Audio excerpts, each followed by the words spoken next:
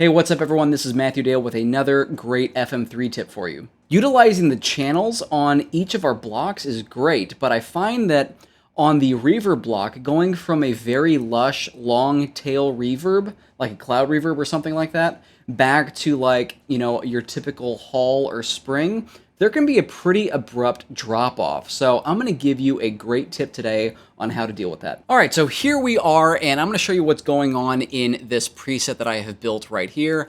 I've got a pair of greenback cab IRs that I love, and I'm using the JM45 today. And I've got this set up to give me a really great clean tone when I'm using the in-between single coil positions on my Strandberg here. So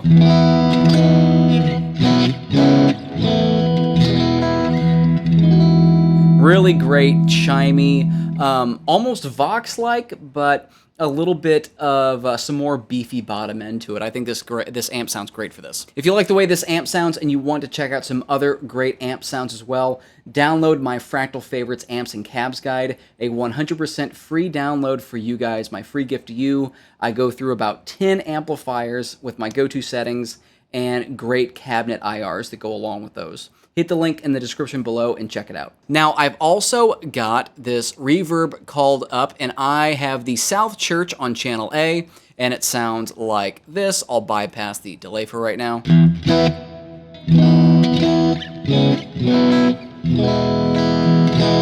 So just a nice subtle splash of reverb. If I add in the delay, I get a little bit extra nuance, extra space.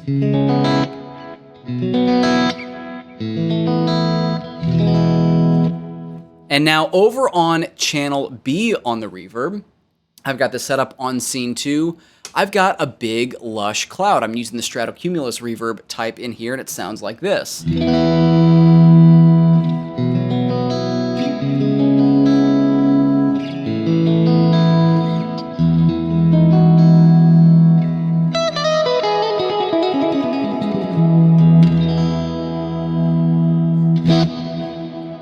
And of course, this reverb tail is set up at 20 seconds, and this is pretty stock settings aside from the parallel routing that I did where I bumped the mix all the way up to 100 and I brought the level back down to -3. This is pretty stock. Now, there's a problem when we switch back to channel 1 that has our other reverb. So listen to this. There's a big drop off, right? It doesn't really decay as the reverb would decay naturally. And then if I pop on the reverb, while the tails are still happening on scene 1, channel A, then all of a sudden that Stratocumulus sort of blooms up a little bit. So if you're playing, it's not always super noticeable, but if you really want to fine tune this sort of sound, if you go back and forth between really atmospheric sounds and a little bit drier reverb tones, then check out this technique. So we're going to use the South Church reverb for our cloud reverb sounds, and we're going to do this with using a control switch and using modifiers. So I'm going to go over to my reverb time. We're at about 3 seconds right now on this reverb. We are going to set it to control switch 1, and we will set our minimum value to right around that 3 seconds. And then maximum, let's do right around where we were with the cloud verb, right around 20 seconds or so.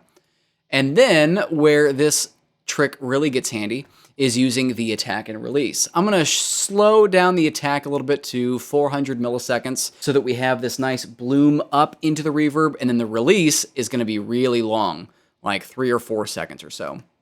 We'll set the damping over to linear, and now I have mapped my control switch over to switch 3 on my FM3 here. So now we have this.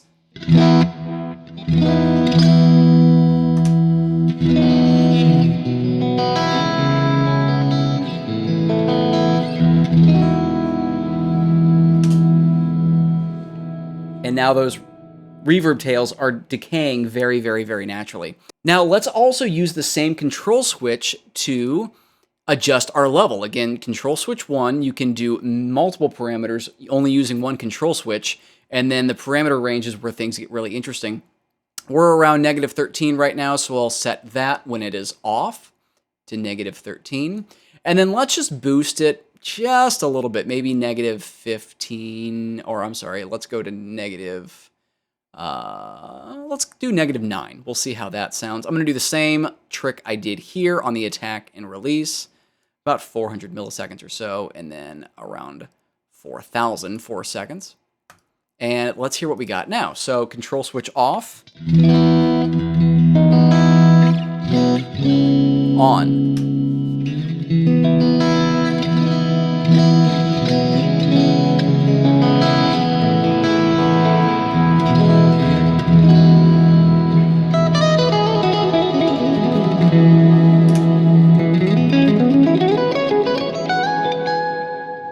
And I love how that just brings it back to a drier tone, a lot more natural than flipping channels. Let's have a little bit more fun. Let's also increase the delay as well. I'm going to leave the time alone. I like that, but let's increase the delay level. So we're going to select this, a modifier, control switch 1, and let's see, it's right around negative 14 right now, so we'll copy that over. And then let's just boost it by a few decibels. Negative 11, negative 10, I think should work. And again, same sort of trick, although less particular with the delay on the damping here. So I'll just do about 600 milliseconds with each. 700, somewhere around there. And here's how it sounds. Off. On.